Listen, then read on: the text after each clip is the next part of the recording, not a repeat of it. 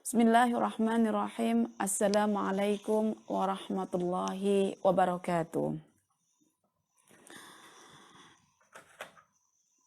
Alhamdulillahi rabbil alamin. Wassalatu wassalamu ala ashrafil anbiya'i wal mursalin Muhammadin wa ala alihi wa ashabihi ajma'in. Rabbi shrah li sadri wa yassir li amri wahlul 'uqdatam min lisani yafqahu qawli.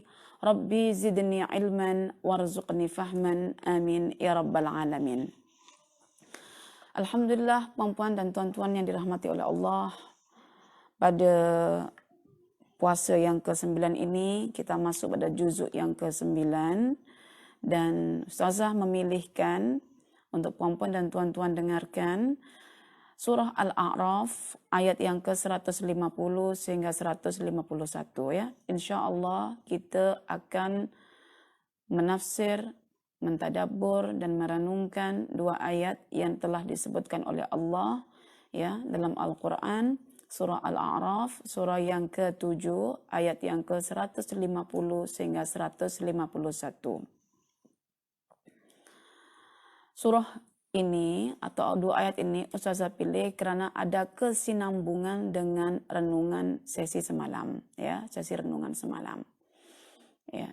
Jadi kalau semalam kita membincangkan tentang Islam itu letaknya di dalam dada manusia, di mana ketaatan, sholat, zakat, puasa semuanya itu adalah ketaatan dan bertempat di dada manusia, maka dada manusia mesti dilapangkan ya dengan cara memperbanyakkan zikrullah, zikir terhadap Al-Quran ataupun zikir terhadap fenomena alam semesta untuk menatijahkan keimanan dan juga keyakinan bagi melapangkan dada untuk berketaatan ya. Dan hari ini kita pilih surah Al-A'raf ayat 150 karena masih membincangkan tentang apa sebetulnya yang ada dalam dada manusia itu. Dan kita akan kaitkan dengan fenomena kita hari-hari sebagai seorang ayah, sebagai seorang ibu, sebagai seorang suami, sebagai seorang istri, sebagai seorang anak, dan lain sebagainya. Insya Allah melalui kisah Nabi Musa alaihi salam. Sila dibuka Al-Qur'annya, surah Al-A'raf, perempuan tuan-tuan, ayat yang ke-150 sehingga 151. A'udzu billahi minasyaitonir rajim. Bismillahirrahmanirrahim. Walamma raja'a Musa ila qaumihi ghadbana asifan qala bi'sa ma khalaftumuni min ba'di a'ajiltum amra rabbikum wa alqal alwaha wa akhadha bi ra'si akhihi yajurruhu ilaihi qala ibna umma innal qauma istad'afuni wa kadu yaqtulunani fala tushmit bil a'da'a fala taj'alni ma'al qaumidh dhalimin. Qala rabbi ighfir li wa li akhi wa adkhilna fi rahmatik wa anta arhamur rahimin. Shadaqallahul azim. Dan tatkala Musa kembali ya menuju kaumnya selepas melakukan perjumpaan dengan Tuhannya selama 40 hari. Musa kembali menjumpai kaumnya dalam keadaan marah yang sangat luar biasa bercampurkan rasa sedih.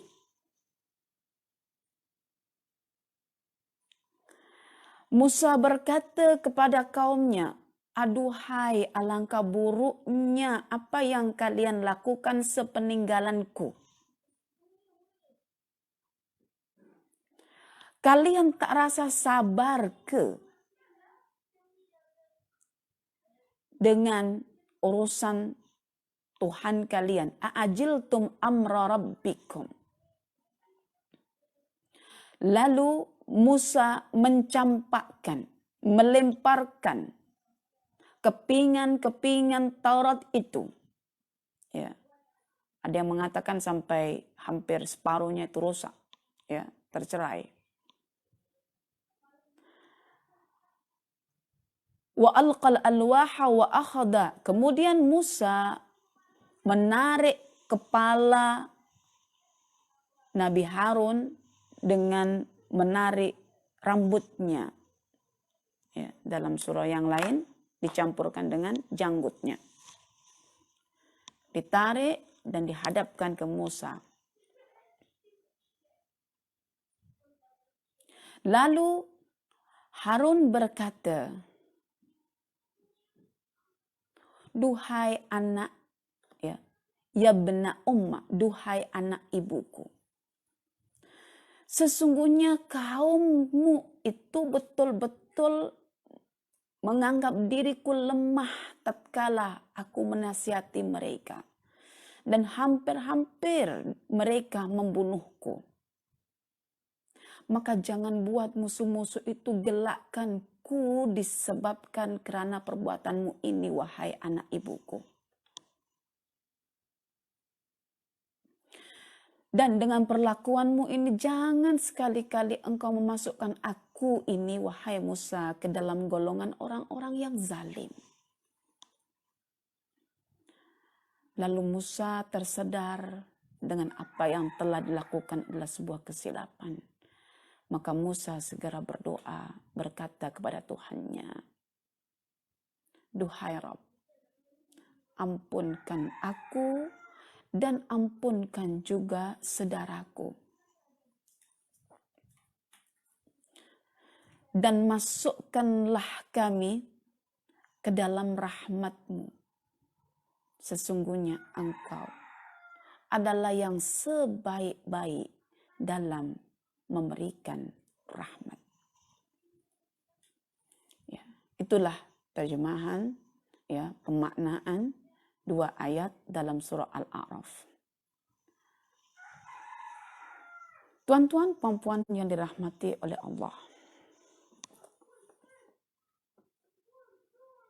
Ayat yang ke-150 ini sebetulnya adalah menjelaskan tentang suasana, keadaan yang berlaku pada Bani Israel ketika Nabi Musa mengadakan pertemuan dengan Tuhannya, di mana Musa berjanji untuk menemui Tuhannya dalam masa 30 malam, namun Musa menyempurnakannya ditambah 10 hari lagi, 10 malam lagi menjadi 40 malam. Dan Bani Israel tak sabar, tergesa-gesa menantikan kedatangan Musa. Dalam tafsir Al-Biqai disebutkan, mereka Bani Israel merasakan barangkali Musa sudah mati, sehingga lambat untuk datang menemui mereka. Lalu mereka yang sebelumnya sudah pernah meminta kepada Musa agar dibuatkan patung untuk mendekatkan diri kepada Allah, untuk dapat dijadikan sebagai wasilah dalam menyembah Allah, dan Musa mengatakan itu adalah perbuatan orang bodoh, maka apa yang diinginkan Bani Israel itu diwujudkan oleh Bani Israel ketika Musa terlambat untuk datang kembali menuju kaumnya, itu Bani Israel. Apa yang dibuat Bani Israel adalah mereka menyembah patung anak lembu. Dan ketika itu kepemimpinan diserahkan kepada saudara Musa, yaitu Nabi Harun alaihissalam. Harun dengan Musa, ada yang mengatakan sebagai saudara seibu sahaja, bukan seayah, dan memiliki karakter atau tabiat yang berbeza. Tapi bukan kerana berbeza ayah, lalu maklumlah berbeza karakter. Tidak, kadang seibu dan seayah pun berbeza karakter. Namun ada yang mengatakan juga Harun dan Musa saudara seibu dan seayah, namun pada ketika lahirnya Musa, ayahnya Musa sudah meninggal dunia. Demikianlah para mufassir menjelaskan tentang makna anak ibuku itu. Kemudian Nabi Musa alaihissalam melihat keadaan kaumnya yang seperti itu, terus memiliki satu persepsi kepada abangnya. Apa yang kau buat pada kaumku ini? Takkah kamu nak memberikan dakwah, nak meluruskan? Sebelum mendengarkan apa yang akan dikemukakan oleh abangnya, Musa sudah terburu-buru menghukumi abangnya sehingga perlakuannya sungguh ya penuh dengan kekerasan, di mana menarik rambut ya kepala disertai dengan janggut ya ditarik, itu adalah satu kekerasan. Dan kekerasan itu adalah satu efek ataupun kesan daripada perasaan amarah. Perasaan amarah. Dan ketika sudah menarik, itu namanya bukti kemarahan. Ya, amarah dengan kemarahan berbeda. Mendengarkan jawaban abangnya itu, ya, bahwa abangnya sudah berusaha untuk memberikan dakwah kepada Bani Israel, namun mereka berniat untuk membunuhnya. Sebelum mereka bercerai-berai, baik Musa mengetahui sendiri, maka abangnya itu membiarkan apa yang dilakukan oleh kaumnya Nabi Musa itu. Maka ketika mendengarkan penjelasan abangnya yang begitu jelas, dan abangnya tidak mau ketika diperlakukan oleh Musa itu sebagai golongan yang zalim, maka ketika itulah Musa berdoa kepada Allah, sedar semula akan kesilapan yang dilakukannya. Lalu Musa berkata, "Duhai Rabb, ampunkan aku dan juga ampunkan saudaraku. Masukkan kami ke dalam rahmat-Mu, karena kami sadar, kami tahu bahwa Engkau adalah sebaik-baik pemberi rahmat." Arhamur Rahim.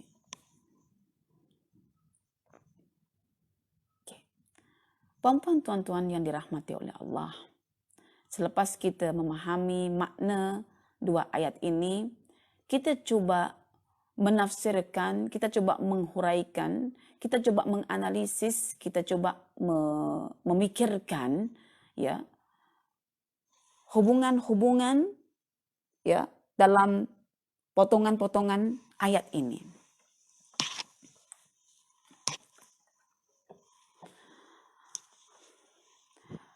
Ketika Musa kembali menuju kaumnya dalam keadaan marah, ya dalam tafsir Al-Biqai dikatakan asifan, itu adalah syadidul ghadab bil huzni, sangat marah dicampur dengan kesedihan. Ya, ini satu bahagian.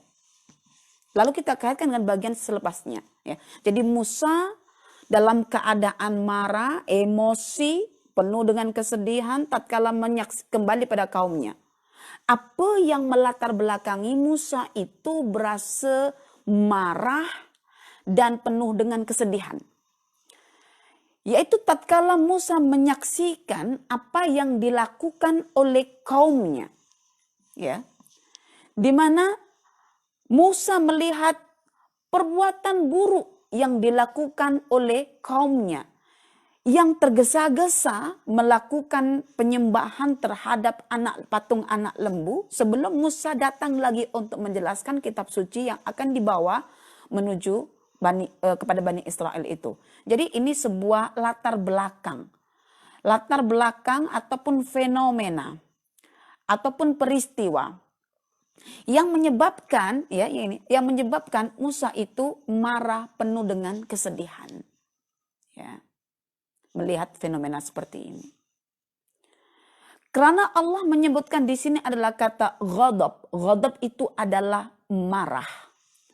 Maka setiap kemarahan itu yang sudah jadi kemarahan, mesti ada perilaku yang menunjukkan bahwa dirinya itu sedang dalam keadaan marah.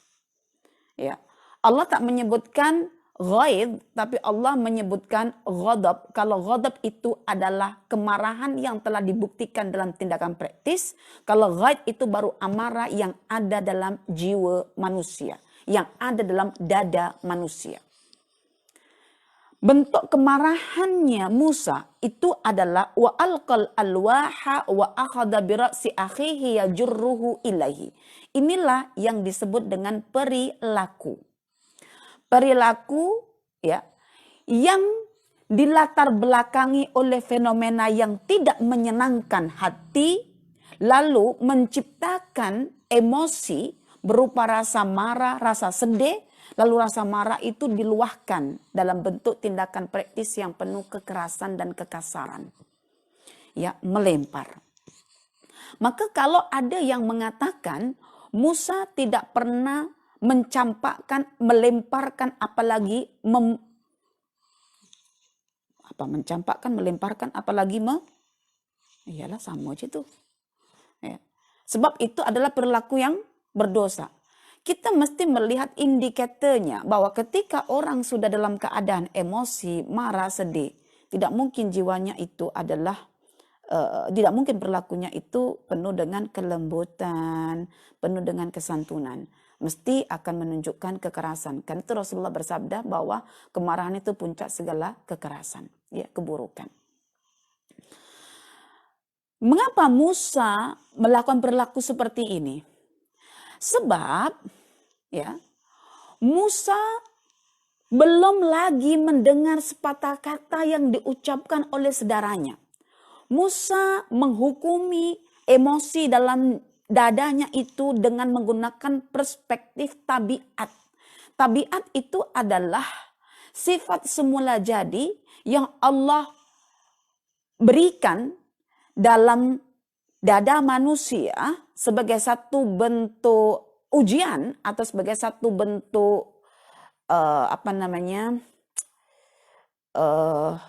objek untuk dilawan, untuk diruntuhkan, untuk diubah. Ya.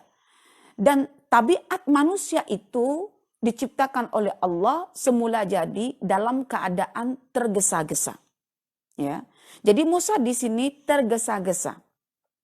Sebelum mendengar, sebelum bertanya lagi, kenapa nih kaumku seperti ini, belum mendengar sepatah kata daripada abangnya, sudah terus menghukumi abangnya. Sehingga abangnya merasa bahwa dia diposisikan sebagai orang-orang yang zalim, sama seperti Bani Israel yang bersyubhat seperti itu. Oke. Jadi tabiat manusia yang sifatnya itu tergesa-gesa, itu menjadi satu objek yang perlu untuk diperangi sebetulnya. Bukan dijadikan sebagai alat dalam merespon emosi, dalam merespon fenomena. Tapi faktanya manusia sentiasa terjebak oleh tabiatnya sendiri. Tabiat yang tergesa-gesa itu adalah tidak berpikir secara mendalam, tetapi terus menghukumi secara zahirnya. Dan Allah berfirman tentang tabiat manusia itu dalam Al-Quran, surah yang ke-17, ayat yang ke-11 ya. Wa yad'ul insanu bisyarri du'aahu bil khair wa kanal insanu ajula, ya, surah Al-Isra. Manusia itu selalunya seringkalinya berdoa dengan kata-kata yang buruk ketika dia marah, seperti halnya dia berdoa dengan kata-kata yang baik ketika dia tengah tenang. Ya. Jadi manusia itu kalau lagi tenang, tak ada masalah, suasana oke semuanya, senang dia berdoa itu, doa yang baik-baik, kata-kata yang santun, yang lembut itu adalah biasa. Dan kebiasaan itu juga dibawa dalam lawannya. Ketika marah-marah juga ada biasa, mesti ada sumpah serapannya, mesti ada celaannya, ada makiannya. Tetapi alhamdulillah ya, seorang mufassir yang bernama As-Sa'di menghuraikan dalam tafsirnya, alhamdulillah ketika manusia dalam keadaan marah dan berkata yang buruk-buruk dalam bentuk doa, sebagai bentuk kasih sayangnya Allah, kata-kata itu tidak dianggap sebagai doa dan tidak akan dimakbulkan oleh Allah. Alhamdulillah. Kerapkan kita marah dengan anak-anak kita, dengan suami kita, dengan istri kita yang buruk-buruk. Ya, kadang pasangan kita tersedar, dia stop dulu perkataan kita, ya Allah jangan engkau makbulkan. Tetapi Allah sudah memakbulkan. Allah tidak akan mengambil kira kata-kata orang yang marah itu ya sebagai doa. Ini alhamdulillah kasih sayang Allah. Kemudian ayat yang ke-151 ya, tak ditulis di sini. Inilah yang sering diabaikan oleh ramai manusia. Di mana ketika Nabi Musa ya mendengarkan perkataan abang yang seperti ini, terus tersedar semula, menghadirkan ingatan-ingatannya tentang Allah Ta'ala, yang Allah itu adalah maha pemberi rahmat, maha penuh kasih dan sayang, maka maha pengampun, maka Musa pun memanggil Tuhannya dengan berdoa, Rabbi ghafirli wa li akhi wa adkhilna fi rahmatika wa anta arhamur rahimin. So ayat ini cantiknya adalah ketika menguraikan sebuah fenomena kisah disusul dengan solusi atas fenomena tersebut. Ya, perempuan tuan-tuan yang dirahmati oleh Allah. Oke. Jadi, perbincangan ayat ini adalah tentang apa yang ada dalam dada manusia. Ya. Apa yang ada dalam dada manusia adalah menyimpan emosi kemarahan. Dan ini adalah sebuah kemakluman dalam diri manusia, tatkala manusia itu dibekali sifat semula jadi, yaitu tabiat yang cenderung tergesa-gesa. Ya. Kalau kita ingin tahu siapakah kita, kadang-kadang Al-Quran akan mendedahkan kisah. Ketika saya membaca kisah Nabi Ibrahim alaihissalam contohnya, saya seolah-olah menemukan mata air sejuk yang ada dekat padang pasir, oasis. Tetapi diri ini sadar, ya, belum mampu dan belum boleh menjadi seperti Ibrahim alaihissalam. Tetapi tatkala membuka lembaran-lembaran Al-Quran, jumpalah pribadi namanya Musa alaihissalam. Diri ini sadar dan diri ini akhirnya bersyukur. Ada rupanya pribadi yang Allah tunjukkan ini hampir sama dengan pribadi saya. So, apa yang kita lihat adalah apa yang dilakukan oleh Musa.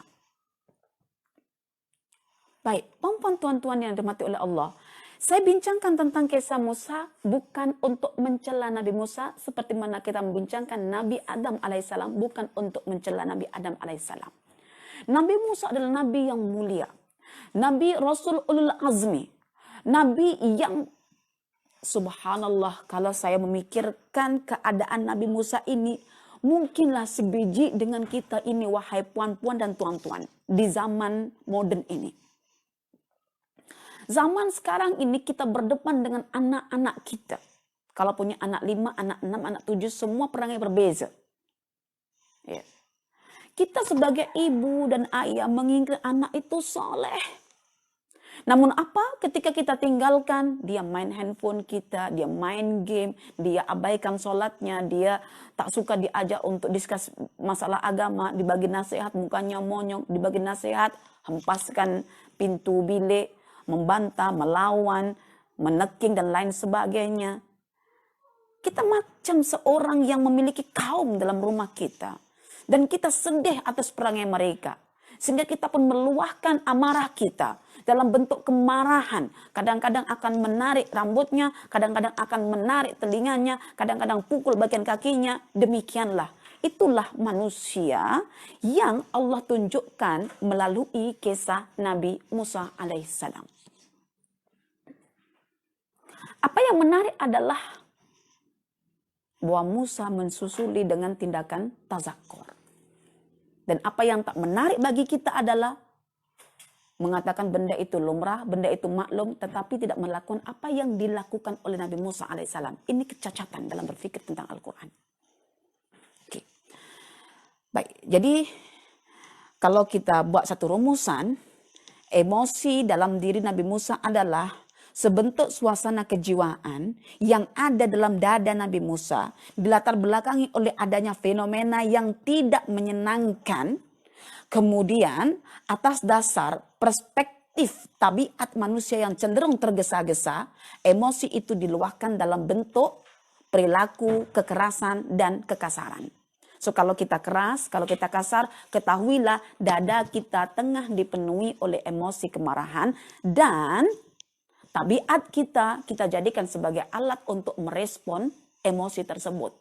Disusuli dengan banyaknya perkara di samping kanan kiri kita. Yaitu di mana nafsu amarah itu akan mendesak kita, luahkan emosimu agar selesa jasadmu. Dan di samping kanan kita juga, maksudnya di sampingnya juga ada syaitan yang akan sentiasa menghias, membisik, mendorong juga untuk melakukan keburukan, seolah-olah keburukan itu satu kebaikan, yaitu diminta untuk meluahkan emosi. Marahlah, luahkan, dan luahkan. So, kita ini dihimpit sebetulnya, maka patut sekiranya dada kita itu sesak. Bayangkan tidak sesak, puan-puan, tuan-tuan. Ya, syaitan membisik, alladzi yuwaswisu fi sudurin nas. Syaitan membisik dekat mana? Dekat dada kita. Kemudian nafsu amarah, fatawwa aslahu nafsuhu qatla akhihi. Nafsu amarahnya mendorong, mendesak, ya, menghimpit kita untuk meluahkan emosi kita itu dalam bentuk perilaku yang tercela. Belum lagi hawanya, belum lagi syahwatnya, belum lagi tabiatnya. Maka muncullah yang kita katakan semalam itu, yang namanya emosi kesombongan, ya, rasa lebih, suasana dalam jiwa rasa lebih, yang disebutkan dalam Al-Quran surah apa itu? Surah Ghafir ayat 56. Ya. In fi sudurihim illa kibrun. Ya. Jadi rasa lebih sudah mengisi dada kita. Kemudian dicampur lagi apa hari itu? Kedengkian yang dilakukan oleh Qabil, ya. Kedengkian yang Allah katakan dalam surah Al-A'raf ayat yang ke-43. Ya. Wa naza'na ma fi sudurihim min ghil. Ya. Ada ghil, kedengkian. Ada juga ketamakan. Ya. Masuk lagi dalam dada kita, mengisi lagi ruang dada kita. Jadi sesak sudah.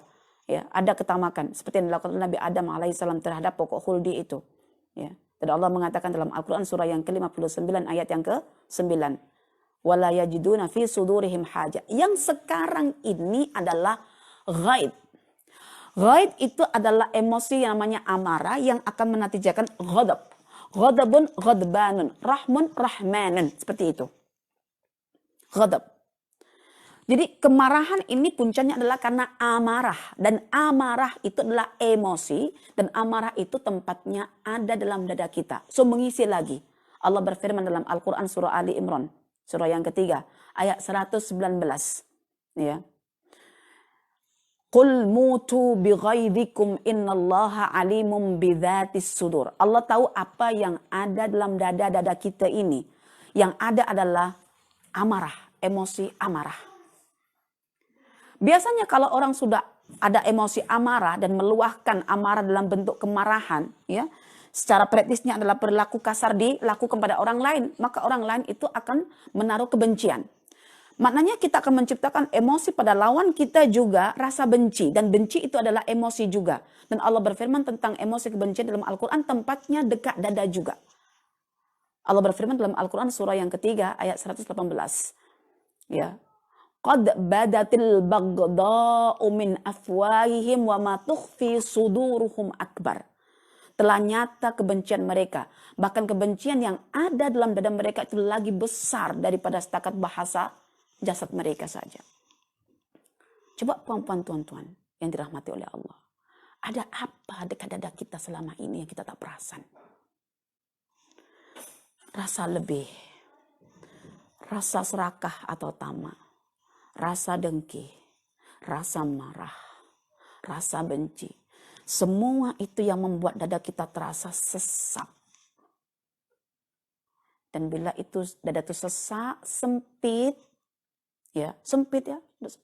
Dihimpit lagi, udah sempit dihimpit. Dihimpit oleh tekanan daripada syaitan. Alladzi yuwaswisu fi sudurin nas. Dihimpit oleh nafsu ammara. Fatawwa'at lahu nafsuhu. Dihimpit lagi oleh apa? Oleh syahwatnya. Dihimpit lagi oleh apa? Hawanya. Subhanallah. Dan ini namanya penyakit. Maka mau tak mau kita mesti mengeluarkan semua itu. Dan tidak ada yang boleh mengeluarkan, menyembuhkan emosi, yang merawat emosi, kecuali satu saja. Apakah itu? Al-Quran.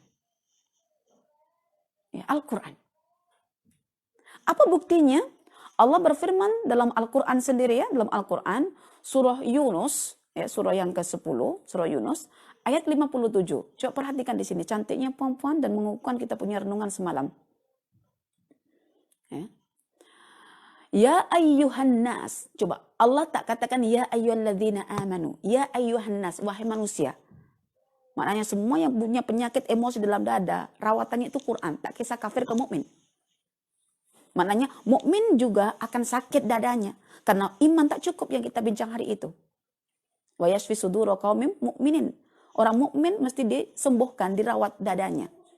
Tapi cantiknya Allah itu juga menyebutkan manusia yang lain. So hari ini banyak Quran digunakan sebagai terapi untuk mereka yang tak beriman. Ya. Allah berfirman tadi dalam Al-Quran surah Yunus yang ke-57 ayat 57. Ya ayyuhan nasu qad ja'akum mau'idhatum min rabbikum wa shifaa'un lima fis sudur wa hudaw wa rahmatul lil mu'min. Wahai sekalian manusia, telah datang kepada kalian satu nasihat, yaitu Al-Quran. Yang padanya itu ada syifa, obat. Lima fis sudur, terhadap apa yang ada dalam dada. Kalau Quran itu sebagai syifa, sebagai obat, bermakna dada itu tempatnya penyakit. Dan bila kita cek dalam dada itu ada apa, ternyata ada emosi. Maknanya emosi itu akan jadi penyakit. Dan kalau dibiarkan, emosi itu yang membawa bisikan, ketahuilah dia akan jadi habit. Masih ingat kata-kata yang saya ungkapkan hari itu? Setiap bisikan kalau tidak dilawan akan berubah menjadi sebuah idea. Dan setiap idea kalau dibiarkan akan berubah menjadi keinginan. Dan setiap keinginan kalau dibiarkan akan menjadi tekad atau cita-cita. Dan setiap tekad atau cita-cita jika dibiarkan akan menjadi aksi. Dan setiap aksi kalau dibiarkan akan menjadi kebiasaan. Dan kebiasaan itu adalah akhlak.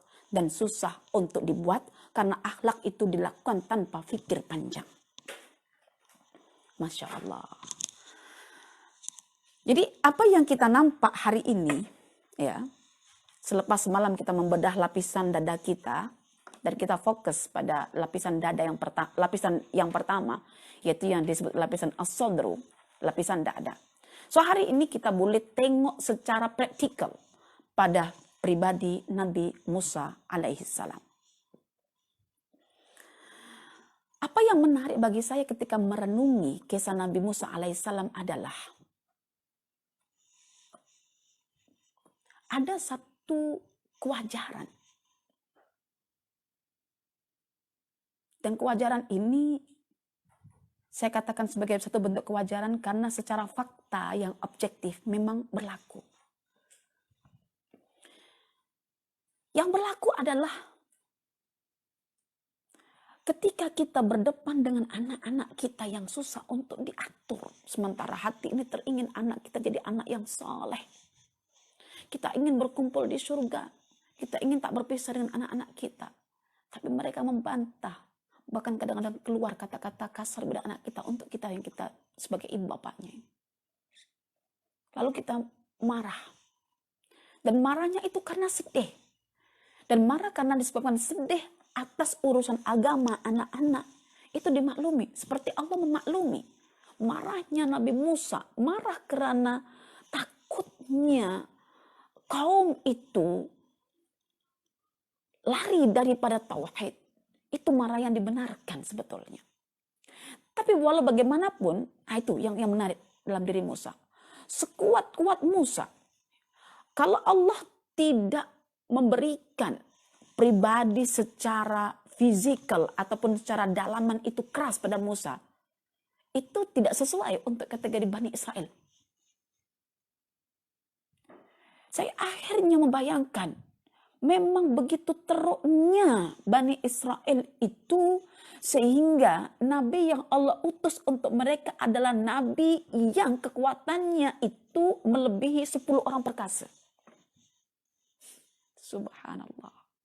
Jadi saya juga memaklumi kalau ada ibu yang memiliki kekuatan yang luar biasa dalam rumah tangganya, biasanya anak-anaknya itu adalah anak-anak yang susah untuk diatur. Jadi diselarikan ya dengan keadaan. Tapi yang menarik yang saya katakan tadi itu adalah sekuat-kuatnya Nabi Musa alaihissalam secara fisik, sekeras-kerasnya perlakuan Nabi Musa kepada saudaranya dan lain sebagainya. Tetapi hatinya masih lembut, hatinya masih mampu untuk menghadirkan tentang Tuhannya. Ya, tentang Tuhannya. Maka Nabi Musa memohon ampun. Yang kita ketika sudah memaklumi apa yang kita perlakukan untuk anak-anak kita, kita tak follow up dengan apa yang di follow up oleh Nabi Musa alaihissalam. Kan? Pernah tak misalnya ketika kita marah pada anak-anak kita, sudah terlanjur untuk melakukan perlakuan yang kasar pada mereka, lalu kita tutup ketika kita sadar itu, kita recall tentang maklumat-maklumat dalam Al-Quran, kita katakan, Rabbi ghafirli wa adkhilni fi rahmatik wa anta arhamur rahimin. Kalau tidak, mulai hari ini secara praktikal, buatlah dan amalkanlah doa rintihan Nabi Musa kepada Allah Ta'ala pada Al-Quran surah Al-A'raf, surah yang ke-7 ayat 151. Dan disitulah sebetulnya Allah meletakkan anak-anak kita sebagai jambatan kita menuju ke surga.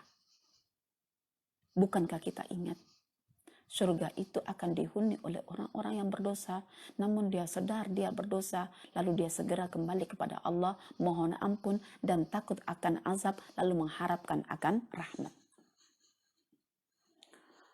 Allahu Akbar. Perempuan tuan yang dirahmati oleh Allah. Dalam diri kita ini ada dua sayap.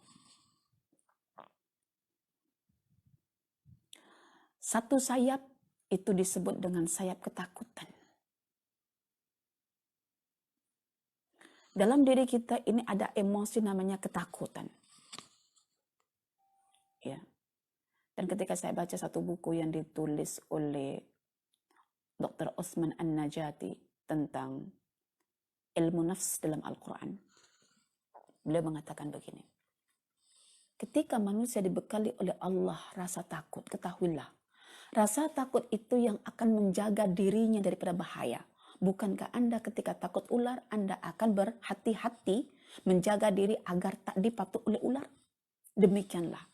Ketika Allah meletakkan rasa takut dalam diri kita, takut itu diarahkan kepada dosa. Karena di sebalik dosa itu akan menatijahkan azab. Maka kita takut bukan kepada Allah, tapi kita takut pada azab Allah yang Allah akan menimpakannya pada kita tatkala kita melakukan perbuatan dosa. Ketika orang itu melepaskan diri untuk tidak melakukan perbuatan dosa, al-iqla' anidz-dzunub, dia menarik diri untuk tidak melakukan dosa, itu namanya taubat. Itu sayap kanan kita. Maka jangan hilangkan rasa takut itu. Takut itu bukan benda yang negatif. Ya, dia bersifat natural, bergantung kemana kita arahkan ketakutan itu. Jangan ingin punya anak yang berani, kita minta buang penyakit takutnya ini. Tidak, perempuan, tuan-tuan. Itu aset kita. Rasa takut itu. Kemudian, yang kedua, sayap yang kedua disebut dengan sayap harapan. Ketika manusia sudah dibuai rasa takut, ya, takut melakukan kesilapan, bukan takut mendapatkan hukuman atas kesilapan, ya, maka dia berhenti melakukan perbuatan dosa. Lalu dia berharap agar dia mendapatkan rahmat, ampunan, dan surga. Apa saja kebaikan yang ada di sisi Allah dia harapkan. So dia tukar keburukan tadi itu menjadi lawannya, yaitu melakukan ketaatan. Ini sayap harap. So setiap orang yang berharap itu bukan berhayal, ya, at-taraji. Setiap orang yang berharap itu dia akan follow up dengan bentuk aplikasi praktis, yaitu ketaatan. Seperti mana burung, dia tidak akan mampu untuk terbang ketika tidak memiliki dua sayap. Seperti itulah kita tak boleh terbang menuju ke surga yang paling tinggi kalau sayap itu tidak ada. Sayap apa? Sayap takut, dan yang kedua sayap harap. Sayap takut membuat kita akhirnya menjadi bertaubat. Ya. Kita bertaubat itu karena ada dorongan nafsu amarah tadi itu, karena ada syaitan itu.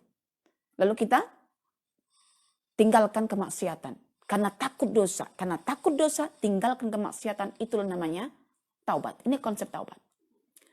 Tak cukup kita takut, cuma takut-takut je, kita kena ambil apa yang kita nak sebetulnya.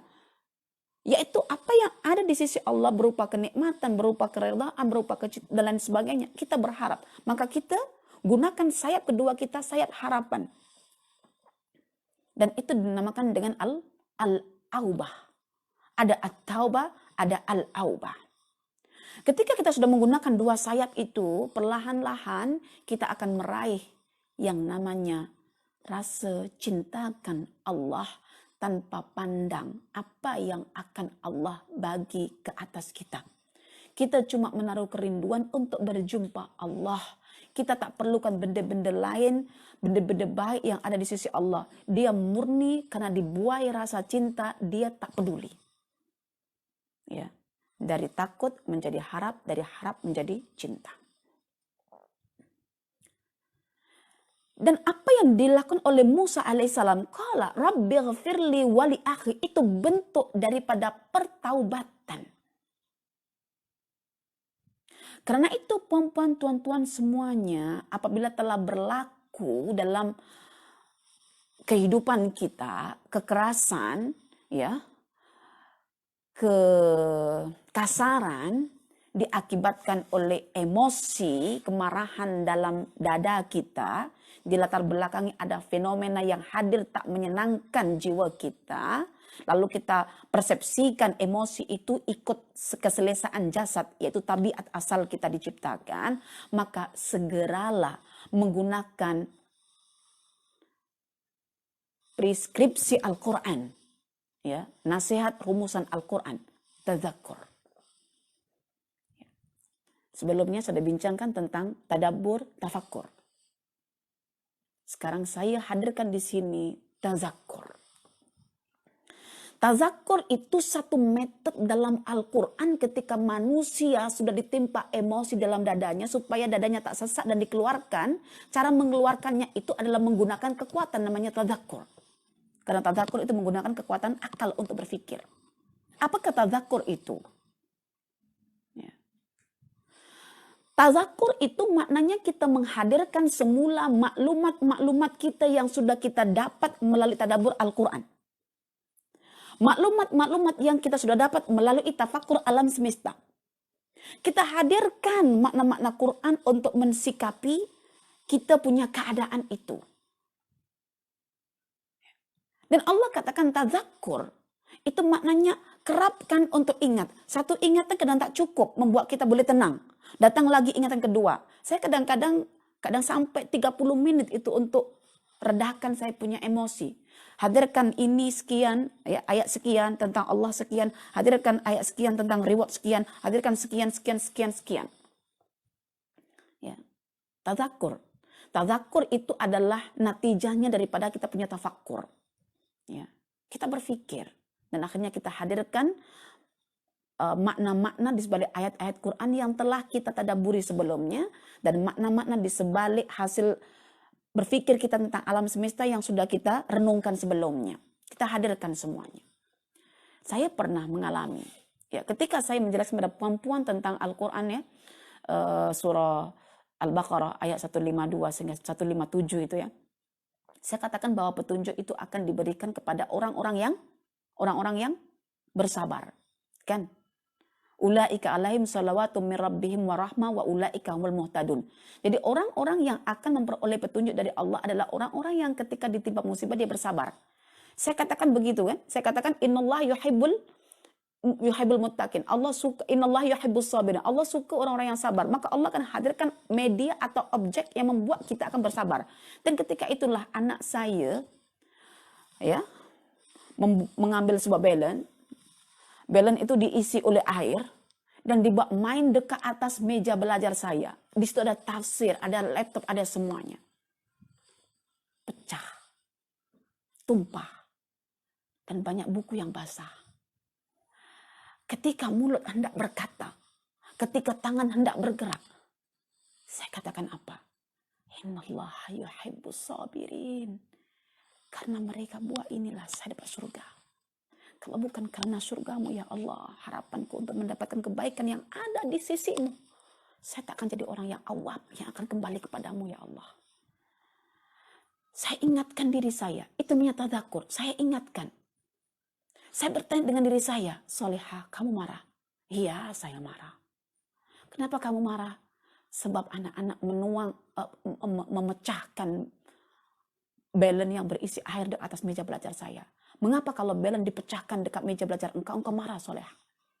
Ya, karena akan hancur. Dan tak selesa, semua akan basah. Memang kamu diciptakan untuk selesa ke? Saya berpikir sejenak, betul ke saya diciptakan untuk selesa? Lalu keluarlah ayat-ayat Quran. Laqad khalaqnal insana fi kabad. Ya Allah, memang saya diciptakan untuk penat. Lalu keluarlah ayat innallaha yuhibbus sabirin. Ya Allah, bukankah saya ingin mendapatkan cintamu ya Allah? Inilah medianya. Lalu hadir lagi, wa ulaika humul muhtadun. Lalu hadir lagi, wasari'u ila maghfiratin. Reward-reward yang Allah hadirkan itu saya munculkan semuanya. Dan konsep-konsep tentang hakikat kehidupan itu saya hadirkan semuanya. Datang silih berganti sehingga menggunakan kata tadzakur, macam tadabbur, berulang-ulang kali. Kalau sudah didabelkan, zakara itu berulang-ulang kali untuk mengingat, bukan sekali. Maka perempuan ketika marah, sekali ayat hadir belum tentu selesai. Karena diulang berganti-ganti, ya, sampai Allah betul-betul membuat kita reda emosinya. Mau bukti tentang kaidah ini, kita buktikan. Ya. Kita buktikan dalam Al-Quran. Allah Ta'ala berfirman dalam surah Al-A'raf, ayat 201. Ya. Allah berfirman, innal ladzina taqaw idza massahum ta'ifum minasyaitani tadzakkaru fa idza hum mubsirun. Sesungguhnya orang-orang yang bertakwa itu adalah orang-orang yang apabila setan telah menimpakan bisikan-bisikan untuk melakukan kejahatan melalui emosi manusia, segera dia mengingat balik. Mengingat apa? Mengingat ayat-ayat Allah. Ayat-ayat Allah yang macam mana? Ayat-ayat Qur'aniyah, ayat-ayat kauniyah, ayat-ayat takwiniyah. Diingat balik. Diingat balik. Fa'idhahum mubsirun. Ketika mengingat itulah, kata Allah, tiba-tiba Allah buat orang tersebut itu sedar semula akan kesilapan yang dilakukannya. So, apa yang kita lakukan hari-hari, perempuan, ketika kita melayan emosi kita? Adakah kita sudah menggunakan kaidah Al-Quran? Kaidah Al-Quran ketika mengurus emosi kita bukan kaidah yang berpaksikan keselesaan jasad, tapi kaidah itu berpaksikan akan kenikmatan jiwa di akhirat. Memang banyak terapi-terapi yang dihadirkan untuk mengurus emosi. Kita tak menafikan dan ada kejayaan. Tetapi kita umat Islam itu ingin mengambil peluang kesempatan untuk mendekat kepada Allah. Untuk mendapatkan ganjaran dari sisi Allah. Untuk mengaitkan dengan kehidupan akhirat. Ini yang berbezanya itu kat sini. Kita punya sibghah. Bukan maslahah. Sibghah itu adalah kebaikan yang Allah berikan kat kita ketika kita berhubung dengan Allah atas apa yang menimpa kita. Tapi maslahah itu adalah kebaikan yang menimpa kita tatkala kita hanya mengaitkan dengan urusan duniawi kita. Banyak teknik, banyak kaidah untuk menciptakan yang diciptakan untuk meredam emosi, terutama amarah ini. Ya. Dan ada yang berjaya. Tapi bukan masalah kejayaan itu yang kita pikirkan. Proses dalam menghadapi yang namanya emosi itu kita pikirkan. Ya. Jika kita berpikir tentang natijah, mungkin kita akan melakukan penipuan. Tapi kalau kita berpikir tentang proses, mungkin kita akan melakukan kejujuran. Anak-anak ketika bermain catur misalnya, karena ingin menang, dia akan menipu. Tapi anak-anak ketika menghargai proses ketika main catur misalnya, dia akan jujur walaupun dia kalah. Demikianlah Al-Quran, perempuan, tuan-tuan. Dan Allah mengatakan tentang Al-Quran ini dalam surah Al-Ankabut, ayat yang ke-49, surah yang ke-29, ya, bal huwa ayatun bayyinatun fi suduril ladina utul ilm. Bahkan ayat-ayat Al-Quran itu, ayat-ayat fenomena alam semesta semua itu adalah ayat-ayat yang akan diberikan, yang akan masuk dalam dada orang-orang yang telah mengenal Allah. Coba Allah susun Quran dekat dada kita. Efeknya maksudnya dia memberi kesan ke dada kita, dia mengobati. Karena itu perempuan semuanya, tuan-tuan, tazakkur itu adalah menghadirkan semula maklumat-maklumat. Artinya setiap fenomena itu tujuannya adalah supaya kita ingat.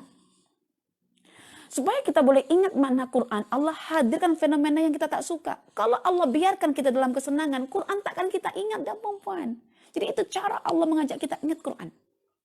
Bahkan keyakinan kita yang pernah kita pikirkan ketika kita berinteraksi dengan alam semesta, keyakinan tentang hari kebangkitan boleh kita hadirkan. Contoh misalnya, saya katakan, Anda marah? Iya, saya marah.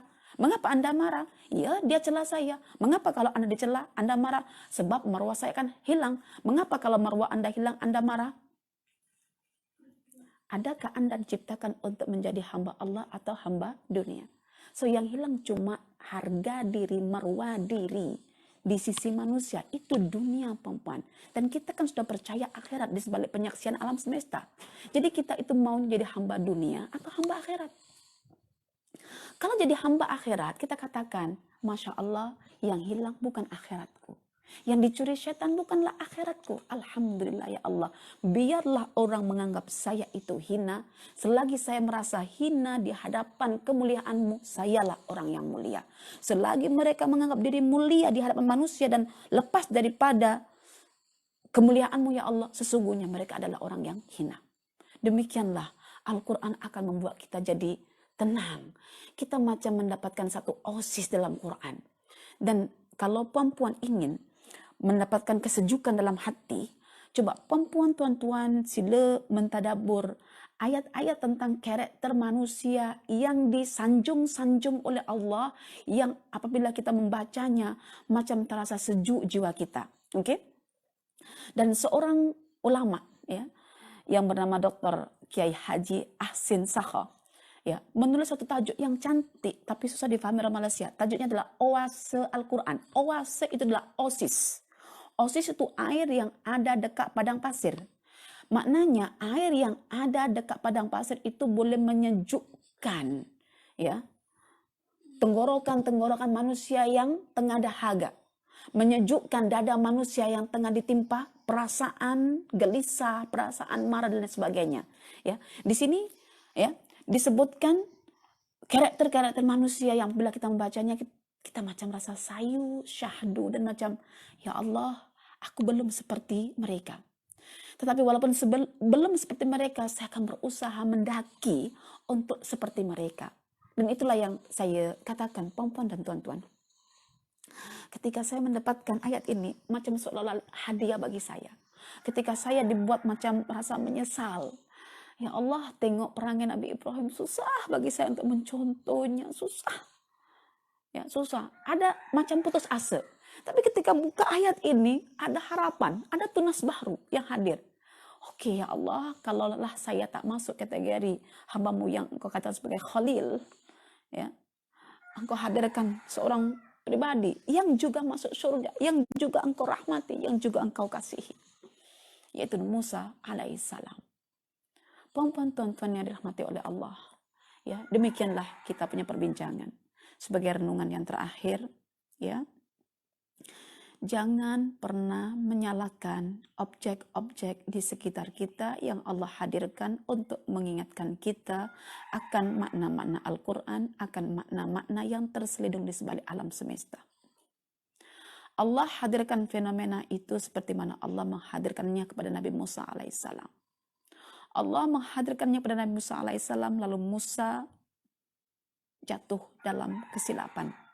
Allah juga menghadirkannya anak-anak untuk kita, suami untuk kita, jiran untuk kita, kerabat untuk kita, lalu kita terjatuh dalam kesalahan. Jangan pernah salahkan mereka, karena merekalah yang akhirnya boleh membuat kita tazakkur. Tazakkur mengingat kedalaman makna-makna Quran yang telah kita pelajari sebelum ini, yang mungkin boleh kita lupakan, akhirnya kita boleh ingat. Tadzakur, kita boleh mengingatkan tentang kehidupan akhirat yang mungkin kalau kita selesai hidupnya tidak akan ingat akhirat itu. Dengan tadzakur inilah manusia merintih di hadapan Tuhannya atas kesilapannya. Rabbi ghafirli, duhai Rabb yang aku tahu maha pengampun, yang menciptakan nafsu dan syaitan untuk mengacaukan jiwa manusia, untuk terjatuh dalam kemaksiatan. Aku akui, aku sadari bahwa aku telah terjatuh dalam kemaksiatan itu. Namun aku takut ya Allah dengan azab yang engkau akan menyediakannya untukku kelak di akhirat. Maka ampunkanlah aku ya Allah, Tuhan yang maha pengampun. serta masukkanlah aku ya Allah dalam rahmat-Mu yang rahmat-Mu tidak akan Engkau berikan kepadaku sekiranya aku tidak mau kembali kepadamu untuk mengakui kesalahan-kesalahanku ya Allah. Dan aku tahu ya Allah, inilah bentuk kasih sayang-Mu, menghadirkan fenomena seperti ini supaya aku sedar yang Engkau tuh menyayangiku dengan menjatuhkan aku dalam kemaksiatan. Lalu aku tersedar dengan ketakutan yang Engkau telah berikan dalam jiwaku. Takut akan akhirat, takut akan azab, dan takut akan keharaman untuk menyaksikan wajah-Mu yang mulia. Aqulu qauli hadza wa astaghfirullah li wa lakum.